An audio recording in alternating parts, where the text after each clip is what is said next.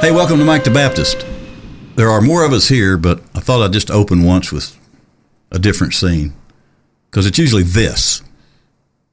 There's 4 of us, so I thought just for, variety, we'd do this. And once in a while, we'll do that. So you see everybody, but just, we don't want you to get bored. Because I know that there are people who, we call them the 1.5ers who, we try not to give them a hard time anymore. But, and Neil's practicing his selfie, so you need to be watching. If you're not watching, you're missing some interesting things. Neil and I have problems taking selfies. Yeah, anyway, welcome to Mike the Baptist. Neil Andrews is with us. Good to see you, Neil. You too. Always good to see you. H.D. Jones across the table. Happy Saturday. Good to see you. And Michael Koontz. Jackson. Good to see you. Likewise, sir. This is the Three Preachers series. I think this may be episode number 42, which you know what that means. We're 10 episodes away from a full year of this craziness. Isn't that hard to believe? Feels like 10. Tomfoolery, is that in the Bible? Tomfoolery, if it ain't, it should be. It should be. It should be in the canon. Or maybe more like 4 years. So, in the world of podcasting, that's a lot of content because we don't run a clock here. We just turn it on and we do what we want to do. Notice that. So we wind up with quite a bit of content, I understand they call it. But that's okay. We're going to take our time because there are things that need to be said, and we're here to say them. So if you're in that big of a hurry, all I can say is slow down. And things we probably shouldn't say, but we will anyway. This is true. Yeah. And many things on the editing room floor that don't make it. You're welcome. Comments at MikeTheBaptist.com. We have an email address. Like to hear from you. You know what? Even if you don't have anything to say, just send us some email, because we're all the time saying send email, and we don't get a lot. What we get is usually kind of interesting, but I would like for you to send an email and compliment these guys that show up here with me and have these conversations, because they take time out of their busy schedules to do this. And they don't do it for me. They do it for you. If you're the you that's listening or watching, I guess you would be anyway. But so anyway, they're taking time out of their schedule to come in and do all this. And I think you should send them an email. I know you see them. Some of you see them because you're here local. Welcome to Deep Thoughts with Michael Jackson. Yeah, am I rambling? I think I'm rambling. No, just anyway. I'm trying to compliment you guys, but it takes me a long time sometimes. To say things. Kind of like our pastor over here. To struggle. He rambles a little sometimes, but he rambles a little more. It sounds more like it's put together. Well, no, I'll take that back. That's a gift. Let me take that back. Sometimes it doesn't, but it works out. Anyway, send us an email. Tell these guys thanks for doing a good job. They would appreciate it. I would appreciate it. www.MikeTheBaptist.com. You can go on there and get a link to all the podcasts and videos that we've done to date. There's been a lot of them.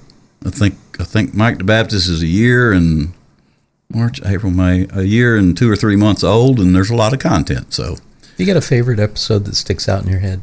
A favorite episode? Uh-huh. Man, I'm just going to tell you, Neil, I have had a big time on a lot of these, and some really good conversations about the Bible and stuff. Mm-hmm. There's some really good conversations that have happened that I will treasure for a long time.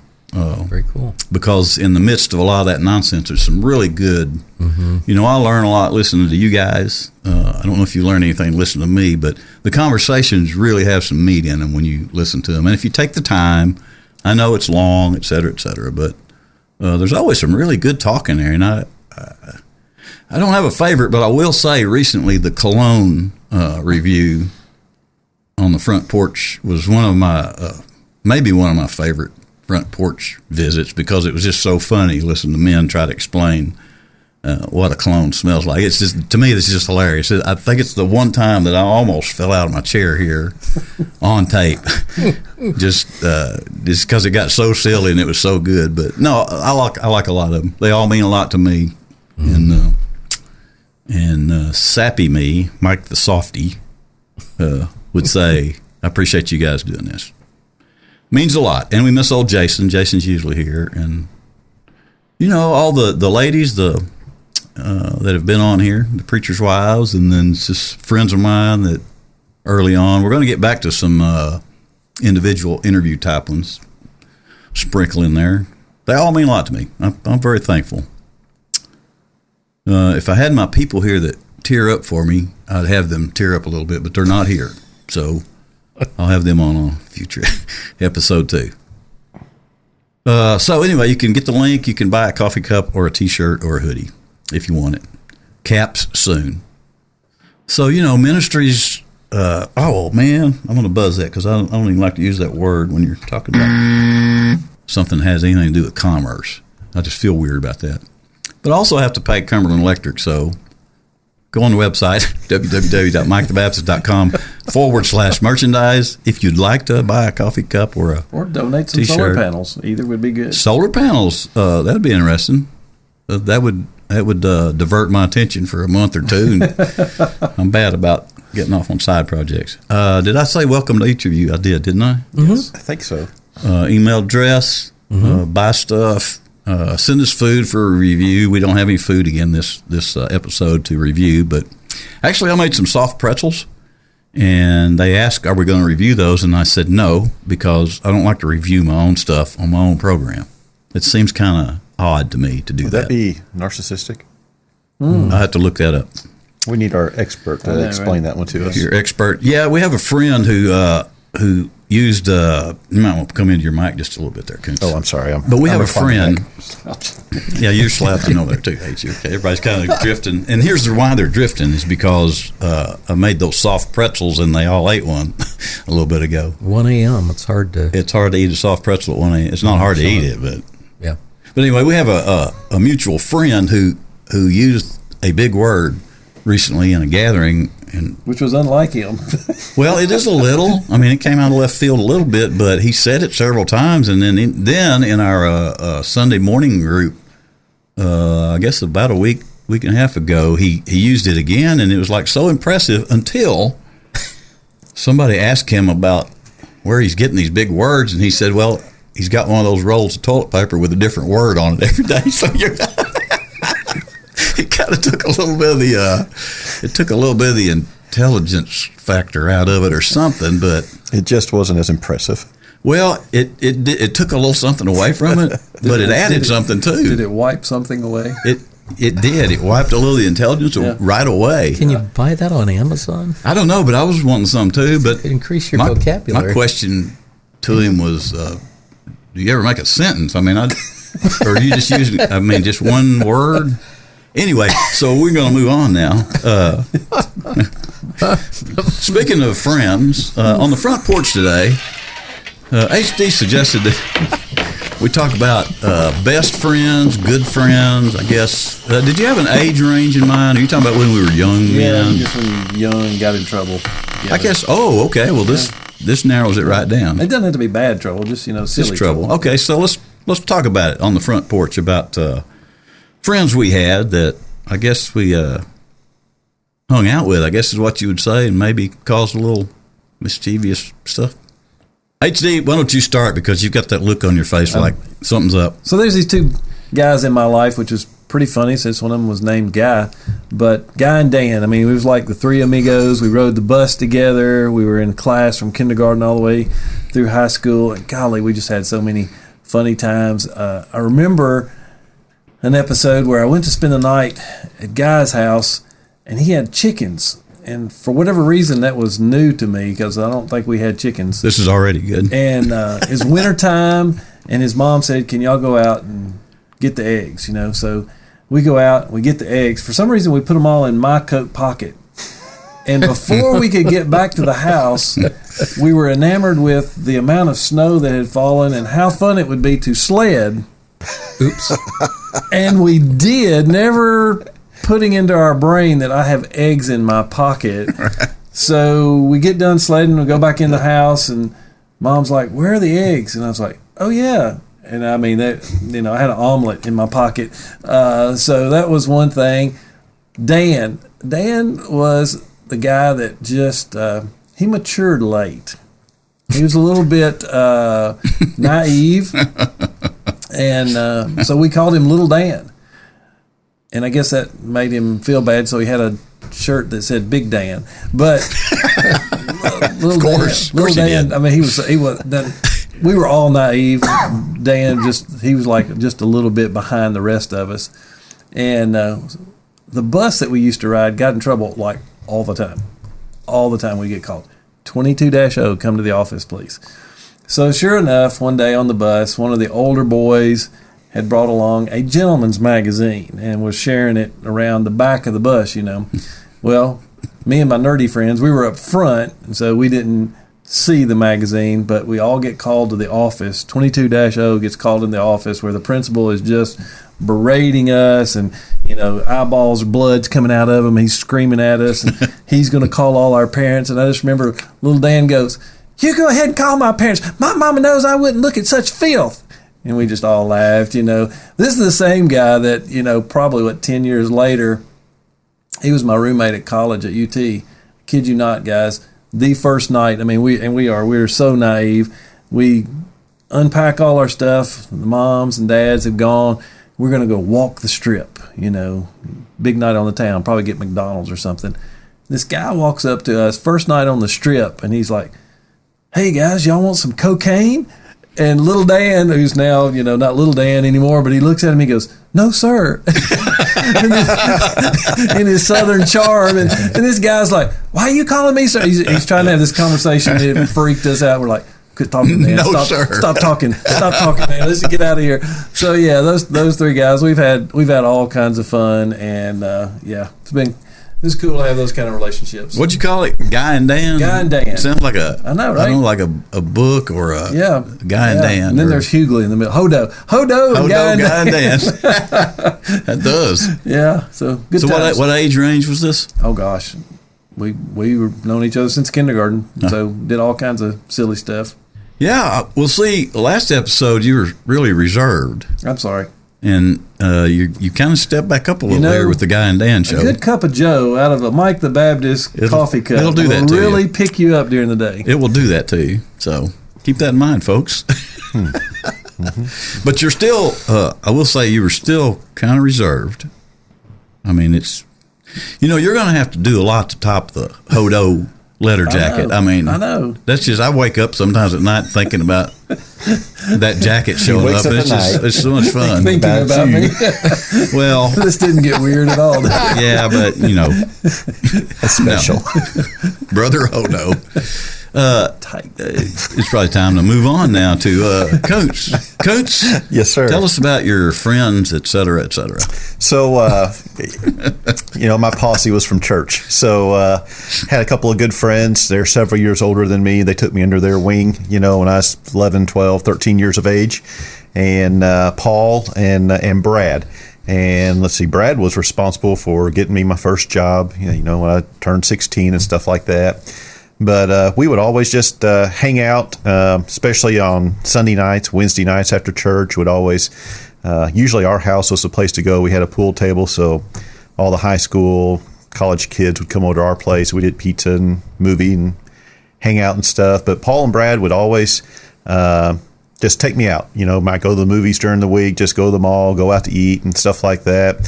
I was never a troublemaker, never had any wild stories or anything, so I'm kind of a letdown on that one. I'm sure you did. But the only thing that I can really remember where I got in a little bit of trouble was with Mom. And we lived out in the county, and coming out to the house after church one night, I was riding with Brad in his car that evening, and we get to the intersection to turn into our subdivision. And for some reason, the street sign was knocked over coming into our subdivision that night. And it said Westchester and Greensboro was the intersection. So I don't know why, but we decided it would be a good idea to take the sign and to keep it. So we actually got out, and we disassembled it there on the side of the road and took the green signs, and I was going to keep one, and Brad was going to keep one for whatever reason. And then Mom, we did that night, and I think it was the next day or something, Mom found the signs. Brad didn't take his. I don't know if he set me up or what. Sounds kind of like it. But Mom found the signs in my bedroom, and we got in big trouble with Mom, and she made us put it back together and then go back and set it down at the intersection where we had found it the night before. So, yeah, Mom would not tolerate anything like that. But, they were they were actually really good guys, good Christian guys, good Christian men now. And so, yeah, they poured into me a lot, and think a lot of them. I'll just tell you what, Christian people don't have to be boring. We weren't boring. I mean, they threw me in the trunk of the car and drove around town one time. It's just fun stuff. Young men are going to do things that are a little mischievous, and that's just fine because that's what they do. As long as they don't burn houses down and stuff, it's it usually works out. Yeah, it's like you think about like HD, and he's kind of like a walking Huckleberry Finn book. When you hear about things that happened in his past, chickens and eggs in your pocket, and but yeah, young men are going to do things, and that's just fine. Just don't get hurt or hurt anybody, right? Yeah, sounds good. And what were your friends' names? Brad and Paul. Brad and Paul. Mm-hmm. Guy and Dan. Guy and Dan. Brad and Paul. Two guys named Guy and Dan. Right? Isn't that what you said? Guy and Dan. You said there were two guys named Guy and Dan. Guy and Dan. That'd be four people. Shouldn't have been Guy and Guy. I'm so confused. Two guys. Well, I am too. Welcome to the party. Okay, are you happy with your? I am very happy with your talk about friends. Yeah. Is that the only friends you had? Yeah. I'm sorry I asked. I shouldn't have asked. No, had several friends growing up, but those are just a couple that stuck out that I haven't talked to Brad, unfortunately, probably in close to 20 years, 25 years. Yeah, he moved up north, and we just lost contact. But Paul, we still talk on a regular basis, and he'll come to Tennessee and visit with us and stuff. And so that's always fun. Once in a while, when I'm in Arkansas, I run into some people that I was buddies with. That's always fun to do that. Yeah. And, especially, it's like no time has really passed. You pick up right where you left off. You do. And it's always entertaining to me to talk to somebody like that because I can see in their eyes they have these things spinning in their mind of episodes that might have happened one time. You could just see it. You could see it on their face. It's always fun. Good times. Yep. Neil? Yeah. Tell us about your friends. My neighbor, Mark, and I knew each other from, first grade or something like that. And I remember several things. I remember the first car I drove, which was a Volkswagen manual. Is that the one you broke the mirror off of? That's correct. Yeah. Remember that story. That story lives on. Mark and I used to like James Bond a lot, of The Man from U.N.C.L.E. Mm-hmm. And so we'd take turns driving the Volkswagen, not driving it, but sitting in it, driving it, and the other one would get in the trunk. And you remember the trunk on the Volkswagen's in the front. Yeah. It's not very big. But I remember that. I remember when we discovered what an M80 was. You know what an M80 is? Oh, yes, I do. Mm-hmm. And they work great in a mailbox, just so you know. Well, the next to the neighborhood that we lived in was a nursery, plants and trees and rocks and things. Yes. And sounds like where have I heard that before? Let's see. Anyway, I remember going out in the nursery and finding that an M80 had a waterproof fuse on it. So you could throw them in like the biggest mud puddle you could find. You throw them in there and it would. And the other thing was plastic garbage cans. Yes. The tall ones. Oh, yeah. Would blow the lid right off You just, them? No, turn them upside down, throw the firecracker under it, and it would go, 2 stories or more high. Wow. Yeah, we need to try that. Cool. That might be a segment on Mike the Baptist coming right up here. Yeah. Interesting. But I just remember doing life with him a lot. And so it was a surprise when I found out he passed away. It's been a couple of years ago, but he was a year younger than I was. It's kind of sad the time in between that we hadn't talked to each other. But had you seen him like recently before he passed away? Been a long time. Well, people have lives, and they kind of, can't beat yourself up about some of that because you don't know. Right. No, it makes you think back, though. It does. I wonder, we used to read comic books together, which is a strange thing because you're not interacting. No, you're but sitting I can in the see, same room reading comic books. My brother and I did that because we'd go to Baker Drug Yeah. Saturday morning, buy those. We talked about the with the top half ripped off. We'd go buy those and go home, read them, swap them back and forth and read them. And I would, I've always been kind of artsy. So I would read comic books, but then I would get some drawing paper and I'd draw the characters. Sure. And he would draw these stick people, and then we would take them both to our folks and show them, and he would get really mad. So for years, there was a kind of a running joke between he and I that he had those stick figures, and mine looked kind of like the comic book. So he was always, we had big to-dos about that. But yeah, it's good to have those memories with people. And anybody else? You had more than one friend, I know. Well, yeah, it was unusual. So my parents had their best friends in school, and they ended up, their best friends married, and mom and dad got married, but they knew each other for a long time. And my other best friend that I would say was born 3 weeks before I was, and his mom and dad named him Neil. But my parents didn't know that. They named me Neil. So it was always a lot of entertainment. And he lived on the other side of town, so until I got to where I could drive, our relationship was on the phone primarily. But that was a good growing up. Okay, you got two here, and their names were? Mark and? Neil. Mark and Neil.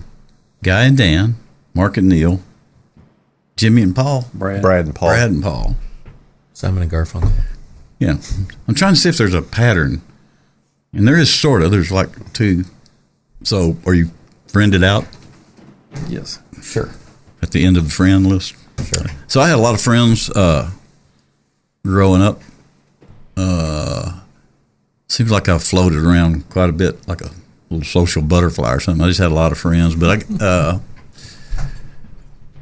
think when I started playing the guitar, maybe when I was 16 or something, I had a little band of guys that I would go with. I had one really good friend, Mike Toole, who he had moved from California into the hills of Arkansas there sometime when I was a teenager, and I think he was in the same grade as my brother Rick, who was a year ahead of me, and I guess they befriended each other at school first.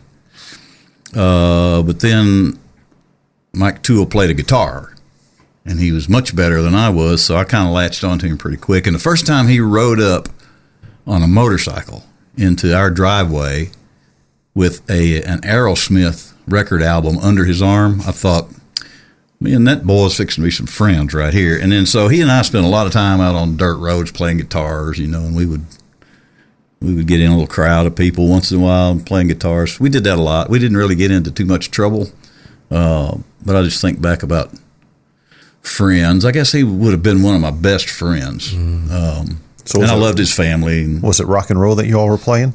Yeah, we played Stairway to Heaven pretty regularly, and then I kind of learned most of the Red-Headed Stranger album. And did you have long hair? Singing it. I did have long hair, and he had long hair, and yeah, we had a really big time. We did do one thing that was kind of probably not good, but that's it. When we had cars, and we did have cars, we had this thing we did, and if you were riding with one of us, we knew to do it, but nobody else knew we were going to do it. And there was a straight stretch between the town of Leslie and my hometown of Marshall. About halfway between, there was this long straight stretch, 2-3 miles. What was the speed limit? I don't remember. Back in those days, it might have been, but we would press the speed limit. In fact, he had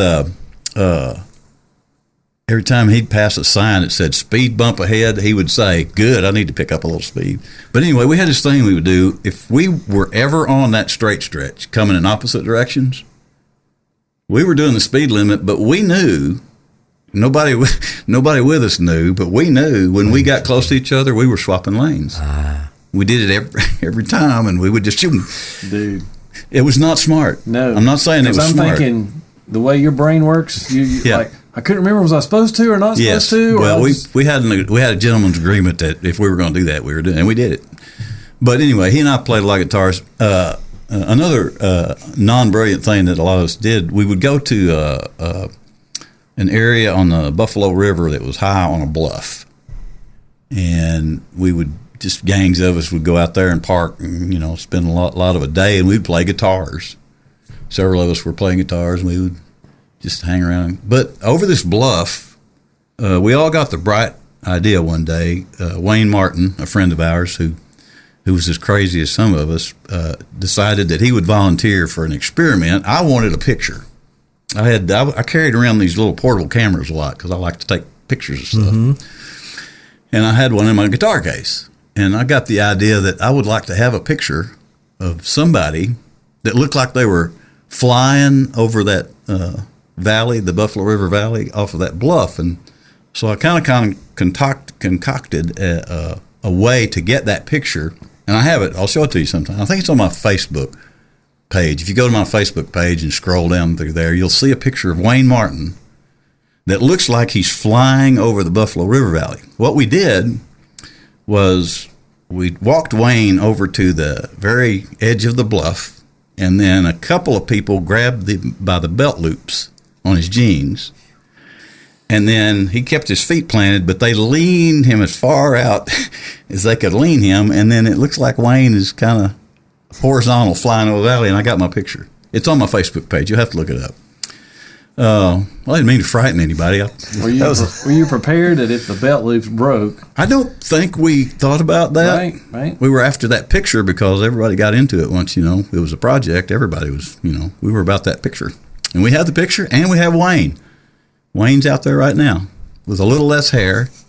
Wayne had a big, long head of hair, too. And, So one more funny story. So yes, back in the day, Dad raised cattle. And we just had dirt floor barns. Of course, the rain would come in, the cows would come in, they'd poop and pee and stomp all in it. Well, it'd just make this awful mud that if you didn't get it out every now and then, the cows would go back in there and they get hoof rot or whatever. So Dad would go in there with his tractor and a blade, and he'd scrape that stuff out, and he made this giant pile of this stuff. It's probably 15 foot tall, So poor old guy comes over to the house one day, and, we're bored, don't have anything to do. So I decided it'd be fun to go out there and run across this big pile of poo, and just do that. I don't know why. Why do 10-year-old boys think that's fun? Exactly. So I knew kind of where the dry spots were, and I made it over. Guy was a little slower and a little less educated about that, and he wound up about belly button deep in this mud poo. So he's crying, screaming at me, and I think the quote was, "Oh crap, I'm stuck in crap." But he might have used another word for that. And so somehow I pulled him out. And that's a true friend right there. Yeah, I pulled him out. You pulled him out of there. Then we were making our way up to the house, and Mama was outside, and she could smell us before we ever got close to the house. And I remember us, it's like we had to strip down to our little tighty whities, and she's out there just hosing us off and everything. I'm not going to be able to explain this to his mother. These stains won't ever come out of his jeans and everything. We're crying, all upset, like we're going to get whips and everything, but. Yeah, it's life on the farm. I knew you would come through before it was all over. Life on the farm, dude. Okay, well, this was interesting. It took a little bit for it to ramp up. I'm sorry. I do have one other quick story. My friend Eddie and I, we had to have been like maybe, I was probably, he was still in school and I was too. I think he was 2 years ahead of me, so I had to have been maybe 10th grade and he was a senior, something like that. But anyway, we got in trouble fairly regularly. And took trips to the principal's office and got raised up off of our heels by those wooden paddles, with the holes in them. Mm-hmm. That was kind of a regular occurrence. But he and I had one of those episodes where we got raised up off of our shoes by the principal with that paddle. But we had seen in the news lately, either he had or I had, one of us had seen in the news lately that some parents had sued a school for paddling too hard. So that afternoon, after Eddie and I had our paddling experience, went to my house, and we went out behind the house to the cistern where the well pump was, where nobody could see us. And we took a board, and we took turns bending over, and walloping each other a few times because the idea was we were going to bruise ourselves And then we were going to file a lawsuit. But let me tell you how brilliant Eddie and I are. We never filed the lawsuit. In fact, we never told anybody about it. We just walked with a limp for a day or two, and it was a good idea when you was thinking, we're fixing to make us some money right here. Instead, you just walked away with a sore tail. Pretty much. Yeah. We were brilliant. Good friends. Thanks for the memories. I suppose we should move on again. We get to that point where it's too much to think about sometimes, so we have to move on. So, hey, we got some Bible talk coming up. That's going to be good, so come back. We'll be back. You'll never hear us say at Mike the Baptist that you need our logo t-shirts or hoodies. Just like you wouldn't hear us say that you need Barry White music. But now that Mike the Baptist has logo coffee mugs, we are a little tempted to point out that coffee would only have to taste better out of something that special, or a good hot cocoa, or a rich, smooth cappuccino in one of those brand new 11 or 15 ounce coffee mugs with that warm and inviting Mike the Baptist logo with the fake neon lettering. No, we'll never tell you that you need stuff, but we might remind you that it's not a sin to buy stuff like that, and that a little of the money you spend goes toward keeping Mike the Baptist on the air and in your head like a good Barry White album turned up to 7 while you do your taxes or trim those hedges. Find out more about the new logo coffee mugs and our t-shirts and hoodies with funny little sayings and our logo at www.mikethebaptist.com/merchandise. So during this section, I always like to talk about the Bible because it's a fascinating book. Yada, yada, yada. You may get tired of hearing me talk about it, but I shouldn't say yada, yada, You shouldn't yada, yada the Bible. I close myself up for doing that. That's our Hebrew. No, that actually is one of the words that got translated into the word worship. yada? Yes. Really? Yeah. He wasn't So I've using been it that saying way, though. worship, No, I don't worship, think he worship all was. this time? Yeah. Nice. Could have been. That's the one that means to thrust out your hands. See, I had a totally different concept in my mind. And that's because you watch Seinfeld. Seinfeld. Yeah. Well, yeah, and HR Puff and stuff. Anyway, I like to start off this segment talking about the Bible and how fascinating it is, but I'm not going to do that today. I'm going to let one of the other 3 guys say a quick word about the Bible and how fascinating it is, because I do that all the time, but I think y'all probably think the same thing, but aren't ever pressured into vocalizing it. So somebody do that for a minute here. Michael Koontz. I vote for him. Yeah. Yeah, I do too. What? You're starting us off. Well, I thought it'd be interesting to hear it from a preacher's perspective, because I'm the layman perspective, and I have a big imagination and stuff, and so I probably look at things a little different sometimes, but I'm just curious, like to hear. Just a general overall statement of why we should study the Bible. No, that sounds too Okay. too structured Why about don't you what. just do it? Because apparently we're not. No. I just want to hear. The Bible is a fascinating document Yes. Ooh, a document? You call God's word because just a it's God's document? word to us. Yeah. I'll say something. Okay. The more Thank you, Neil. I'm not getting anywhere with those 2 guys across the table. and I may not say what you're looking for either, but I found as I studied in school, the more I studied it, and I felt like I grasped all these concepts, and how 66 books from different authors, and they all actually tie together. It's fascinating. And I felt like I kept getting my hands around it, and yet God gets bigger and bigger, and you can't get your hands around it at all.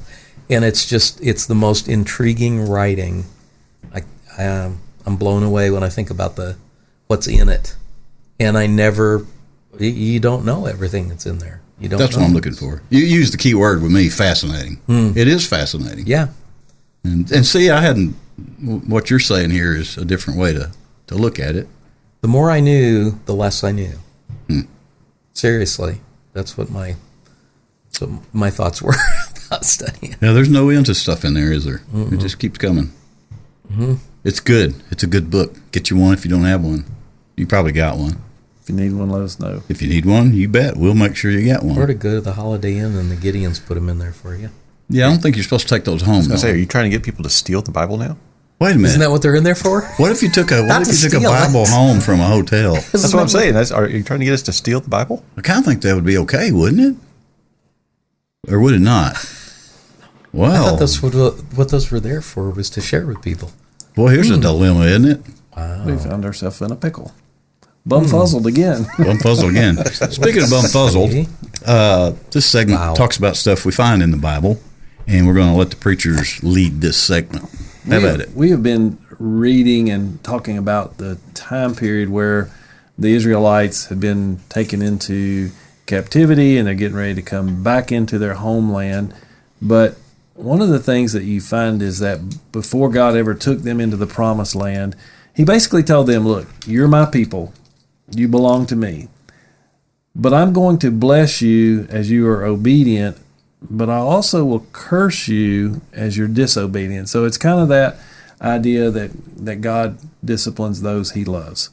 And as we look in the book of Ezra and Nehemiah, the end of Jeremiah, the end of Daniel, the Israelites are starting to come back into Jerusalem, and they're looking around and they're feeling probably pretty happy about some of it, but they're also feeling really disappointed probably in themselves, because it's been 70 years that they've kind of had their own wandering experience. And one of the things that I think we got to think about in our world, how much we've missed out on the blessings of God when we go down these paths that we're really not supposed to go down, and we get kind of lost in the weeds, and then God pulls us back in.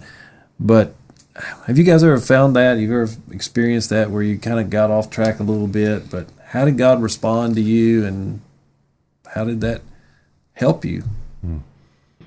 A lot of it's like just like growing up in your home as a kid, and God put mom and dad over me. Gave me good parents to teach me and discipline me, and Dad always wanted the best for me, and but there would be the rebellious Michael that would disobey Dad, and but what a blessing it is that God loves us enough to discipline us, to get us back on track with Him, so that He can bless us. It's such an amazing love that He has for us, and to see how that's played out in a family that tries to follow the instruction that God has given to us. It's a beautiful picture, because my dad always wanted to bless me, and Dad would bless me, but as a child, sometimes maybe the blessings were delayed because Michael might do his thing instead. But I don't know, as you're talking there, it just reminded me so much about, just the picture that I see in the family as well.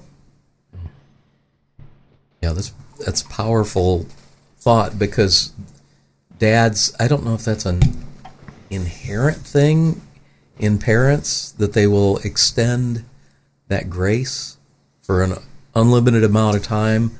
I do know parents that haven't done that. Sure. They get tired of it and cut it off and go whatever. But it's God is the exemplary father, and sets the example that we're to look at in those blessings too, that your blessing could have been different if you had been obedient. And it's not that you won't get blessed, but it'll be in a different way. Because God's desire for us is that we would have the positive, there, and reconcile a relationship. I think, is that a good way to say that? Yeah, one of the things that we hear in church sometimes, somebody's giving their testimony, and they're like, they tell the bad things that they've done and the process that they've been through, and they'll come back and they'll say, but that just makes me me, and it's part of my story. Right. And I'm like, I get what they're saying there, but basically in those moments, you've lost out on something. Right. Again, not that God can't bring you out of something and teach you something, and it will become part of your testimony, but, it's the difference in invest $1 every day, and then when you're old, you'll be able to retire, as opposed to, spend all your money, and then when you get 55, decide, I need to put $1 a day in, and you're just not going to get the same end result from that. Miss Becky talks all the time with our children's department about how the kids need to make it their faith. It can't just be mom and dad's faith. It's got to be their faith. And I remember, I don't know, teenage years were just difficult. I don't know about you guys, but teenage years were just difficult. It seems like as a kid, we were pretty innocent. And yeah, we had a sin nature, but, lying, cheating on a test, something like that maybe is the worst thing. Then you get into teenage, and it becomes just a different ball game. And you have that rebellious spirit, and part of that's growing up. But I remember going off to UT Knoxville as an 18-year-old. I was sick of home. I was sick of the place I grew up in. I was sick of the high school, all that stuff. And I couldn't wait to just go and, I think, hide among 25,000 other students at the University of Tennessee. But when I got there, I got to really questioning, why did I do some of these stupid things? And I knew God was in it as far as discipline me and stuff. But I remember we went to church with Holly Miller, and I remember one Sunday just kind of struggling with some of that. And I went and talked to one of the counselors, and he looked at me and he goes, well, you've got one or two decisions that you need to make. And I was like, okay, what's that? And he goes, you either need to get saved or you need to start living like you are saved. And I was like, wow, okay. And so just began to then dig in deeper into God's Word. We're talking about God's Word and how fascinating it is. And I'm so glad that God is patient with us and that God will walk with us. But don't misunderstand that when we make bad choices, those aren't good things. God can work through them, and it is part of your testimony. But I don't know about you as dads, but I'm glad my kids have made it through some bad things and their bad choices that they've made. But if I could have helped them and made their choices for them, I would much rather them not had to have that as part of their testimony. Right.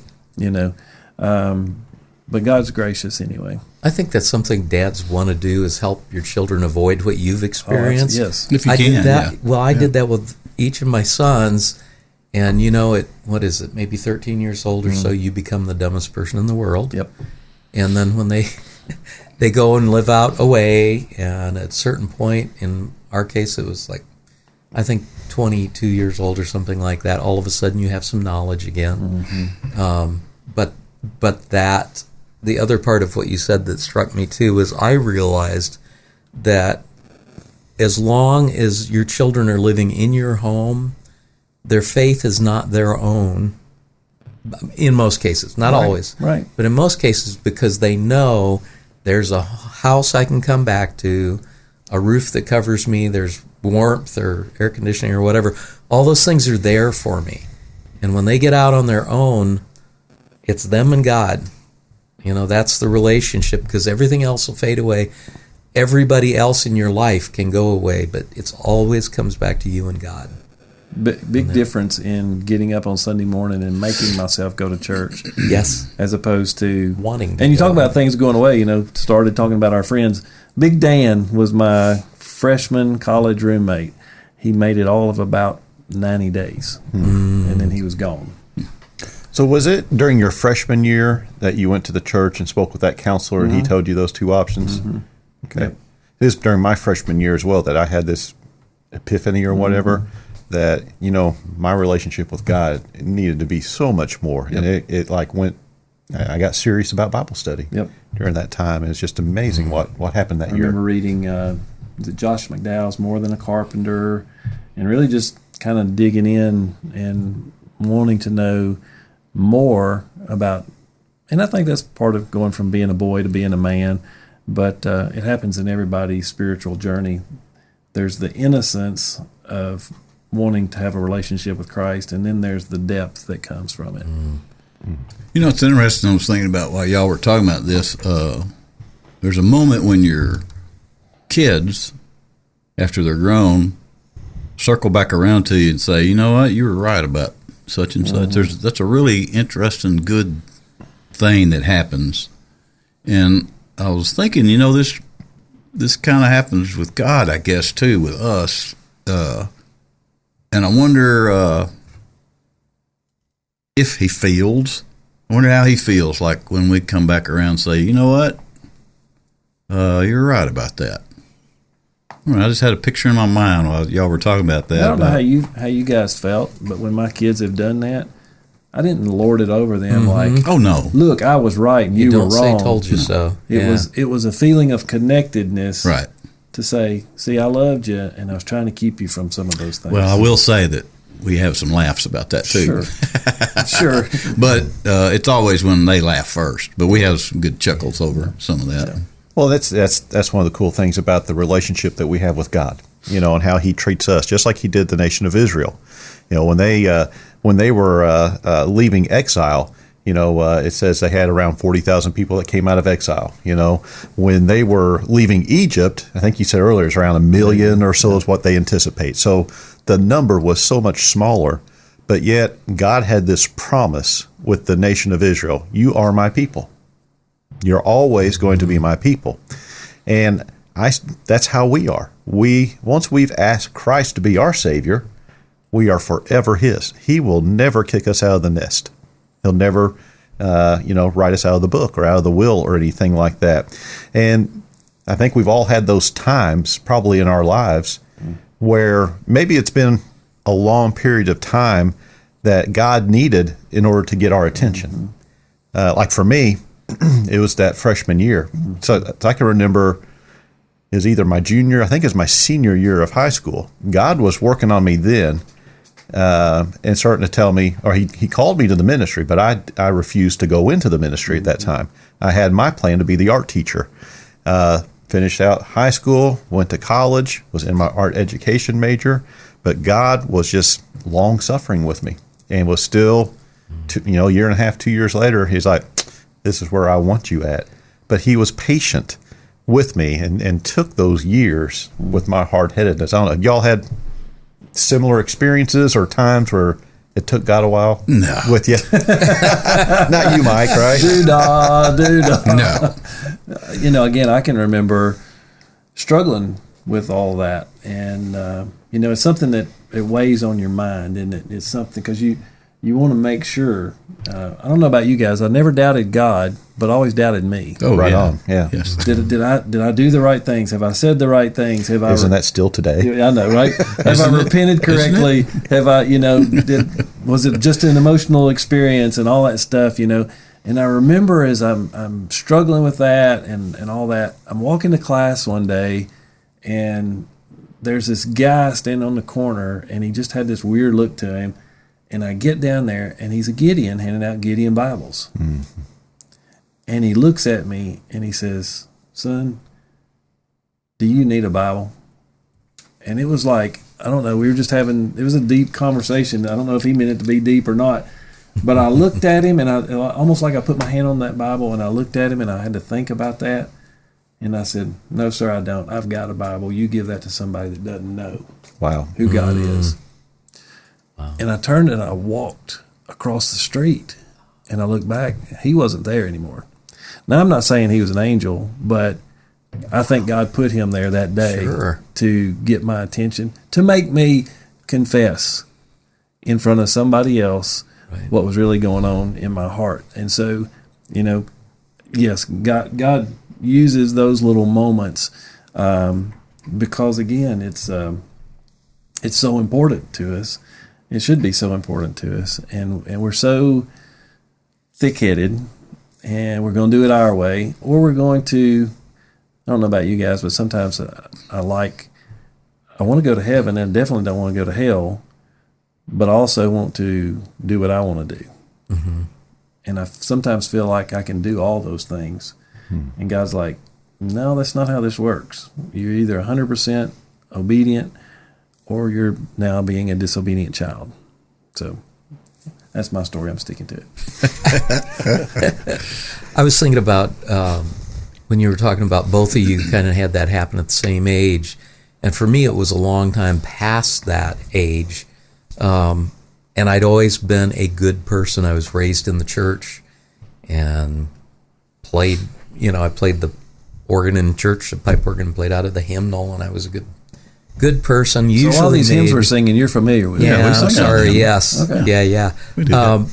But you're talking about these hymns? Aren't they the same ones? Yeah, they are split. Okay. Yeah, you know how they're close. Some of them. They're close. Ooh.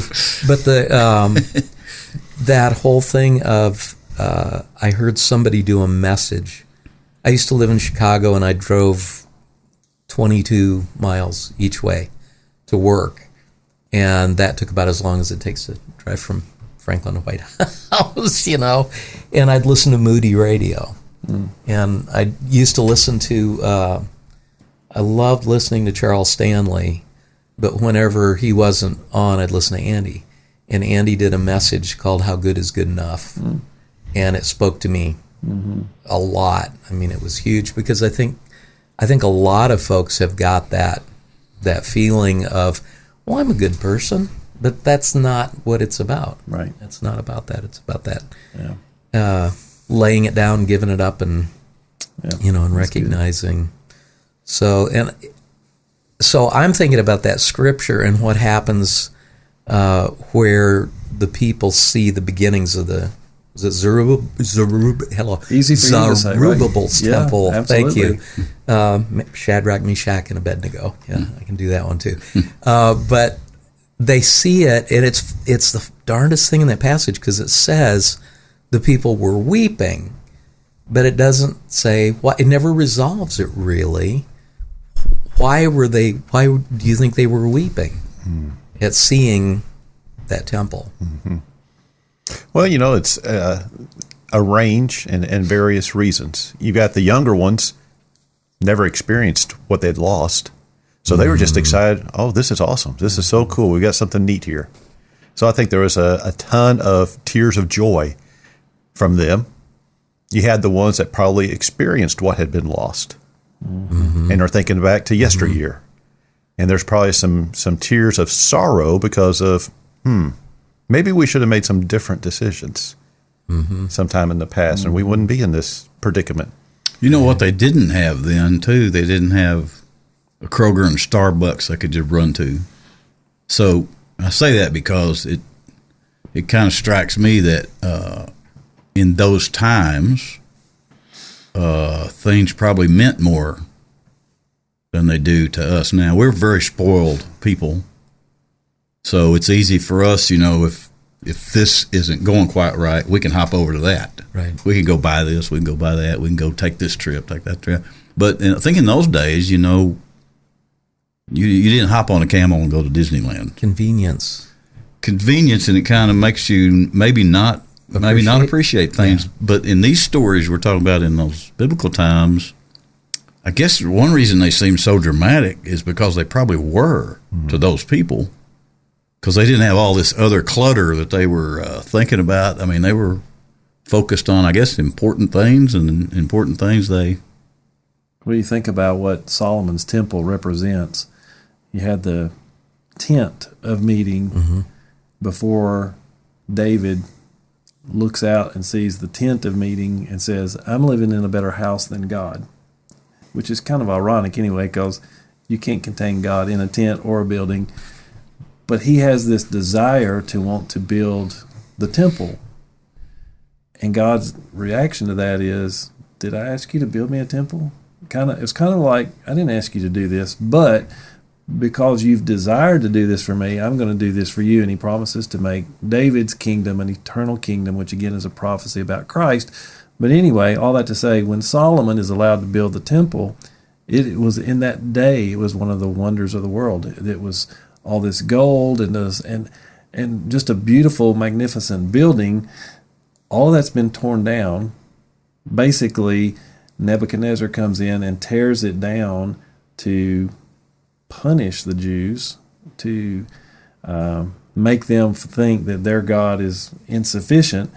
And now Zerubbabel comes back 70 years later. Number one, he's named after a false god, Baal, Zerubbabel. So he is named after a false god. And he's the leader that builds this much smaller, much less ornate, not an eighth wonder of the world in its day, just a building, to be honest, where they can go in and worship. And so there has to be some of that regret. There has to be some of that disappointment, but there's also the excitement, And I would say, for those that are listening, if you think, gosh, I've messed up my life so bad that God, boy, if I'd have just made all those good decisions when I was a teenager, then God could really have done something with me. But because I didn't, God can't do anything with me. God tells Ezra to tell Zerubbabel to have courage and to take cheer, because it's going to be that temple that Jesus will ultimately come and worship in. Herod will blow it up and make it a bigger facade and everything, but it's the temple of Zerubbabel that Jesus will actually walk into when he's physically here on the earth. And as I was saying that, I remember talking to a young girl one night, and she had made a lot of mistakes, and she was probably 20. She was just crying, and she said, if I could just go back to being 15 again. And I'm sure lost her innocence, drugs, alcohol, and all that stuff. And I just said, you can't go back. But what you can do is give God all your stuff and let him do something awesome with it. Because it wasn't the temple of Solomon that Jesus walked into. It was the temple of Zerubbabel, which to the average person that's comparing says this is a less great work. God says, no, this is a great work, because my son's going to step into it, and he's going to do something that's even going to be grander than anything Solomon or David could ever even contemplate. And so all that back to, us, I can't go back. What was we talked about the Wayback Machine in the last episode. It would be great in some things to go back and fix some stuff. But you know what? You'd make other dumb choices. It's just the nature of sin. Take where you are, take your mess, give it to God, and let him make something beautiful out of it.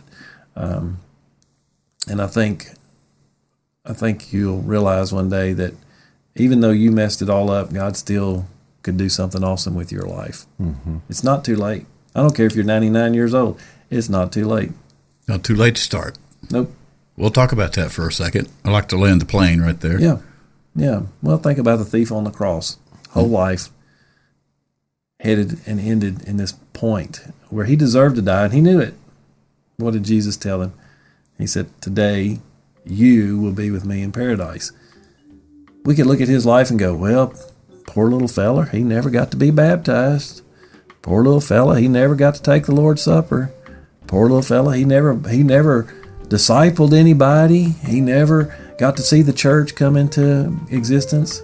But you know what? We talk about that poor little fella every Easter. Mm-hmm. His story lives on, not because of what he did, but because of what Christ did in him. And that's the cool part about my junk and your mistakes and your lack of believing early and lack of getting on board early. It really is not as important as you think. Give it to him and let him do something with it. That's where it starts. Yep. And you're never going to be perfect. Not going to happen. I've never known a perfect preacher. I've known several preachers. I've never known a perfect one. There's three sitting right here. Nope. I'm sorry, but I'm hovering around 98.2%. I mean, you're up there. Yeah, You're up there. Yeah, I'm getting up there. But I'm not saying you're not doing. Notice he's looking at one of the people at the table. I never said you're not doing a good job. I'm just saying, 100%. 100%. 100%. That's what Jason used to say. 100%. He's cool. Has the plane been landed? Are y'all I think that's good. happy with the conversation? It sounded good. It sounded more reserved than many that we have. It's all right. It's pretty well behaved, but it's good stuff. So, all right. Speaking of well behaved, we're going to take a break. Come back, play in or outie. We will not be so behaved there. It's just a guess, but I'm right. Hey everybody, it's time to play America's almost favoriteest new game show, Innie or Outie, where we challenge our guests to figure out if a phrase we give them is actually in the Bible or out of the Bible. Sharpen your wits, guest. You're about to be in the hot seat of Bible stuff, because you're the next contestant on Any or Outie. Here's Mike. Today on Any or Outie, I am not going to explain how Any and Outie works, Any or Outie works, because you should know by now, without having to be explained. You should just be able to watch it and enjoy it, correct? Unless you're a brand new listener. Well, if you're a brand new listener, what we're going to do is we're going to throw out a phrase or maybe scripture or word or something, and we're going to ask. One person's going to do that, and we're going to ask the other three, do you think that's in the Bible or out? And therefore, it's called Any or Outie. See? I'm not going to explain it, though, because people say you explain that too much, and you should stop. So we're just going to play. Sounds good. Koontz Yes, sir. and Brother Hodo are doing the asking, and the other three of us that ain't asking are doing the answering. So let's give it a whirl and see what happens. Brother Hodo, what do you You're have? going to start with me today? Sure, what do you Okay. have for us? So, been reading a lot in the Old Testament. That's good because you're a preacher. Yeah. So that's Well, I good. mean, you have too, because we've been in the Old Testament Well, for that's a true. while. That's true. You know, Daniel's in the Old Testament. Yeah. Gotcha. And Ezra and Nehemiah. Yeah. Some of those. Thank you. You're welcome. You learned that in school, didn't you? Way to pay attention. But there's a lot of different animals. We talked about them, mule last time. There's Yes, a lot we of different did. animals. Now, there's a lot of talk about honey in the Bible, Really? but those little critters that make the honey, No. is that in the Bible? Oh, you mean are bees Bees mentioned? in the Bible? Now, are Honey. you talking about the word? The word, The word Bees. bees. yes. Well, Honey's in the Bible. these are so interesting. Who was it that went and got the honey? Winnie? Samson. Samson. Oh, So when Samson went and got the honey, yes. was anything? Did they mention bees then? My gut says they didn't. And the reason this one, y'all cracking me up about me It's doing in all a my studying. Tree, right? Yes. My neighbor, is it aviary? The beekeepers, aviary, Aviary is the bird sanctuary. You're isn't above my pay grade. whatever. The bird sanctuary. Beekeepers. No, it's not beekeepers. There is a word for that. Yeah. I was talking to somebody about this, and we couldn't come up with a word. Anyway, it says it on my Mediator. honey jar that I see every morning, and No. now I can't remember it. Probably because I'm narcissistic. Yes. But anyway, I just thought about, beekeeping are bees mentioned in the Bible? So What that's is that word? There is a word for that. Aviary is something like that. It's not aviary. Aviary is a bird sanctuary, I believe. We need to give somebody a Google pass real Oh, quick. well, I 'cause can look at mine because I'm. yeah, you're asking. We need to know what Yeah. that word is. Yeah, y'all can talk. So my gut says that the word bees is not there. You're welcome. Only reason I say this because I don't recall ever hearing that word read in a scripture, and I recall passages about honey. Talks about honeycomb, right? Mentions honeycomb, maybe. Well, the Michael the Baptist logo, the original logo, has a honeycomb in there because of the locusts and wild honey. But there's no mention of bees that I recall. Not a grasshopper. That is a grasshopper. Okay. They don't make many, I've been looking for a bronze What verse were you referring grasshopper to with bees? to put on this table or here in the studio. They don't make that stuff. I can't find a statue of a grasshopper. Isn't that odd? That is strange. Apiarist. Apiarist. So you were kind of in the neighborhood of the word. Apiarist? Apiarist? Spell it again. Apiarists. Apiarist. Apiarist. I like my word better, but that's Beekeeper is easier to say. Right? okay. Deviator. So, okay, my gut says the word bees is not there, but there are a lot of mentions of honey. I mean, it's like more than a couple, isn't it? But the word bees, I don't remember the word Like bees. honey on my lips. I don't either.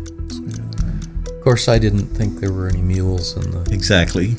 Yes. scripture either. So that's what's good about In Your Outies because it forces you to look a little less than totally smart sometimes. It forces you to do that. I don't have to work very hard at that. Some of us got, the champion some of us on got permanent tattoos like that. I can't ask you. You're asking. I was looking over at HD's trying to get him to start talking about it, but you can't. Koontz, you're so deep in I'm really struggling on this one. I don't think it's in there, though. Yeah, that was my gut, is bees is not in there. This one hurts. Yeah, It may hurt worse in a minute. it might. I'm going to have to stick with no. No?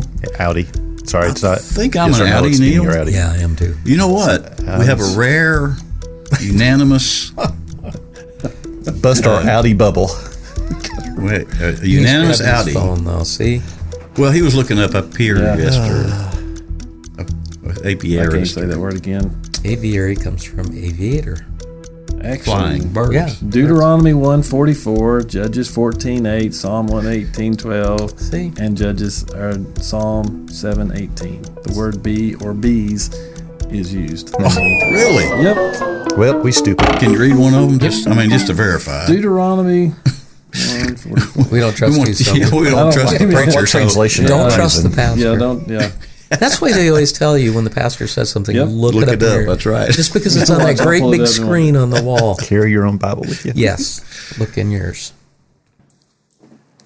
Tell us, Brother Hodo, is well, no, you already said. So we won. Then the Amorites. No, who we lived- lost. Sorry. Never mind. And the Amorites who lived in the hill country, this is Deuteronomy 1:44, came out against you and chased you as bees do, and because you were and beat you down in Seir as far as Hormah. Chased you as bees do. Chased you as the bees.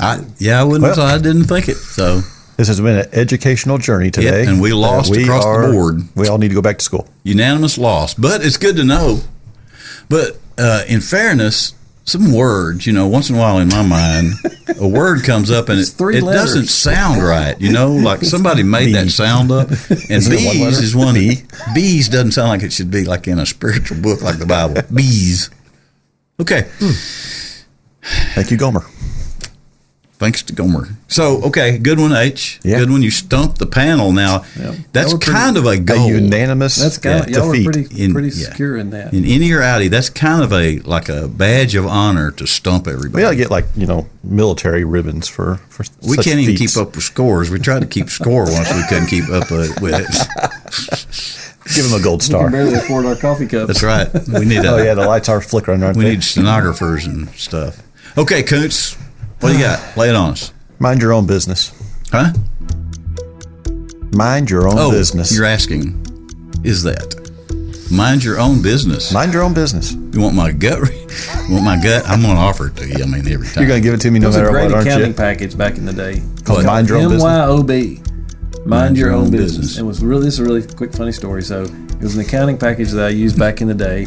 This person bought part of a business that I had, called me one day and said, "Hey, I need to know the name of that accounting package." I'm like, "Yeah, it's MYOB, mind your own business." And there was this silence, Well, like he thought I was being a jerk. yes. And he was like, "What did you say to me?" And I was like, "MYOB, dude, mind your own business." I'm getting agitated because, like, you can't hear me. So then you're telling him, man. And then he's getting like, "Say that one more time." And I said it, and he goes, "Man, I just thought you'd be a lot more easy to work with." And I'm like, "What are you talking about?" And I finally told him, "Go to this website, and you'll see it. It's called Oh, okay, man. Thanks. But is that in the Bible? I Mind don't your know. own business. Like today we say, Yeah. stay in your lane. Constantly we say that. Mind your own business. My gut says People it's not. don't. My gut says no.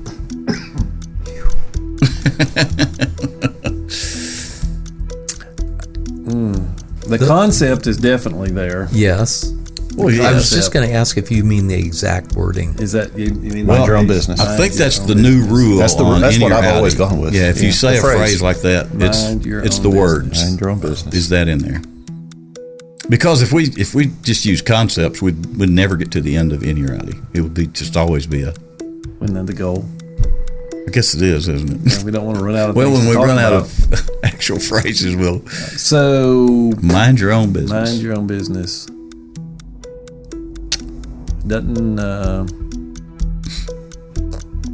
It doesn't sound. It sounds like a modern phrase to but me. I'm Maybe mindeth. Mindeth Mind thou thy own own Mindeth business. thine own business. Mind Yes. your own business. Your own business. That still don't sound like it would be I in bet I can Scripture find to it in the me. Message Bible. I bet. Mind your own business? Yeah. That sounds like Because Yeah. there's a Wording lot wise. of talk about, you're to be quiet and do your own thing. Just kind of do. I'm leaning yes, but I've already been stumped today, or yesterday, or last. We all Sunday. got stumped just a minute ago, so Yeah. I'm How's your over gut? that. What's your gut saying? Here My it gut goes. says it's Good. not in there. It's lunchtime. Yeah, I am hungry though, Or is but it my gut breakfast? says It's breakfast. breakfast time. my gut. Yeah, I don't even know what time of day it is. my gut says it's not, but then my gut also feels like it's about to be tricked. You got a little tickle What'd in you eat your for tummy. dinner last night? You got tickles Shrimp in and your tummy? scallops. Shrimp and scallops are great with a nice baked potato, and I actually ate a soft pretzel with olive oil and cracked pepper. I'm thinking it's in there. yeah, I am too. At least we know the concept Yeah, of that is yeah. definitely in there. Yeah. I The just don't phrase know if that "mind your own wording- business." Well, As in tend to Right. your own business, take care of your own business. but who in the Bible would have said that? Paul, I always try to think who. Paul would definitely Paul, have said. or Peter. Yeah. Paul might have said, "Keep your I mean, nose to yourself." the Bible but- says things like be That is true. wise as serpent, gentle as doves. That is true. Mind your own business. Blessed are the people that mind their own business. That stay in their own lane. Yeah. Let's people stay in their Stay in own your lane. lane. that concept's in there. Gosh. I don't think it is. My gut says no, but you guys say yes, so I'm obligated to join the pack. You're obligated. I love the way you always ride the rail. Well, it's like I told you. All right, I think we're going. we're going with It's an any. any. Okay. Yes. Going with any. 1 Thessalonians 4:11. And to make it your ambition to lead a quiet life, you should mind your own business and work with your hands, just as we take. I'm going to have to drink some of that gut juice that What people drink translation now is to that? fix your guts. No, I don't think I saved that part. And who said it? First, Paul. yeah. Just like you I said. told you, Paul it's would like say Paul, that. Paul tell you to mind your own business. I don't know. I don't. Now listen, Wait, I'm slumping again. I've been observing church stuff for a good 25 years, seriously, and that's the first time I've heard something said that way. Paul will tell you to mind your own business, but now I like that because that's straight. Paul will tell you to mind your own You're business. going to use that, aren't you? Oh yes, I'll use that. I'm looking for stuff like that I can put in my back pocket and be armed with. So we won because of you two. Is that right? Yes, because Yes. you were your Yeah, my gut was it was flip flopping. gut was flip flopping. It needs some of that juice. You know, there are people that drink juices now for your gut, which I find entertaining. That you're drinking stuff for your gut. I just find that entertaining. That's all. I mean, that's the end of. That was I don't it? have I don't have anything I else. thought there was to go something with. prolific No, coming out. but anyway, I'm going to have to drink some of it. There will, because my gut bombed a couple times. So we we're won. done. We won, right? Yes. Okay. Ta-da! A great round of any or outy, with explanation or not. But so bees is interesting. Bees was good, and that harsh phrase, "Mind your own business," is actually in there, and that's good to know. Because you know why? Now you can go around saying that to people all the time because it's in the Bible. Take it up with God. Bless your heart. Mind your own business. Bless your heart. Yeah, you got to start off with bless your heart. Okay, we have mindedeth our owneth business properly, so we're going to take a break. Yeah, well, it was supposed to be King James, but it turned out to be a lisp. Go figure. Okay, we better take a break and come back and sing you a hymn. That'll fix it. Oh, wow. What a great contestant and a fine sport today on Any or Outie, America's almost favorite new game show. Study up, future guest people. You're next in the hot seat for Any or Outie. Kind of a monumental day on Mike the Baptist in a way. You know, we haven't quite made a year of the Preacher Series, but we have been doing the Preacher Series long enough to get comfortable with our hymns, and we've done a variety of hymns over all this time, and kind of tried to, spread the theology around, and so to speak, Smear it around, like a cheap, smooth peanut butter. Mm-hmm. But anyway, we've tried to do that and try to keep in mind that people need to hear a variety of music nowadays. Neil's a music minister and understands that you got to try to please everybody. Oh, that's the main. It's the main thing. I don't know. So what we're going to do today on Mike the Baptist is we're going to the first page in the Mike the Baptist hymnal, the MTB hymnal. See what I did there? Number 1 in your hymnal, you probably won't even have to open your hymnal. You'll know it. We're going to do the very first hymn in the Mike the Baptist, the MTB hymnal. And you feel free to stand, sing along, do whatever you want to. But we just thought it's time. It's time to go to the first of the book. At least smile. At least. I think, yes. I think, all that. Thanks for being with us today. We're going to sing this hymn, then we're going to get out of here and wrap it. Brother Hodo's got somewhere to be, and we're already making him late. Which, just so you know, I take great, I relish that. I know. We're causing you to be late somewhere. I like a good story. Now look at Brother Hodo, that's the way you do it. Preaching from the podcast on the MTB. Koontz ain't working, that's the way he do it. And Neil giving coffee mugs away for free. Now we ain't working, that's the way we do it. Let me tell you, Mike the Baptist ain't dumb. Maybe get a blister on your little finger. Maybe put a blister on theology. We got to do those any or outies. Food reviews by delivery. We got to sing that high church hymn, y'all, and do a little bit of Bible study. I want my MTB. I want my MTB.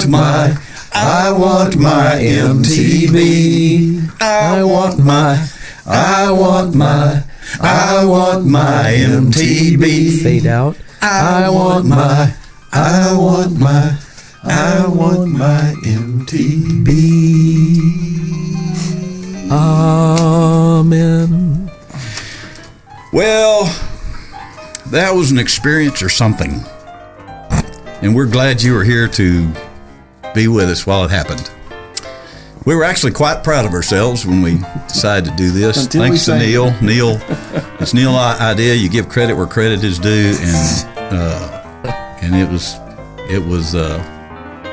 an experience. So, okay, you can thank us later when you see us on the street. Thanks to H.D. Jones, Michael Koontz, Neil Andrews, and myself, MTB.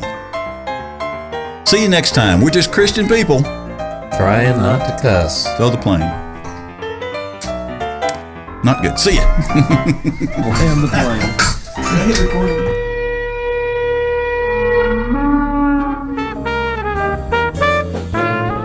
Mike the Baptist.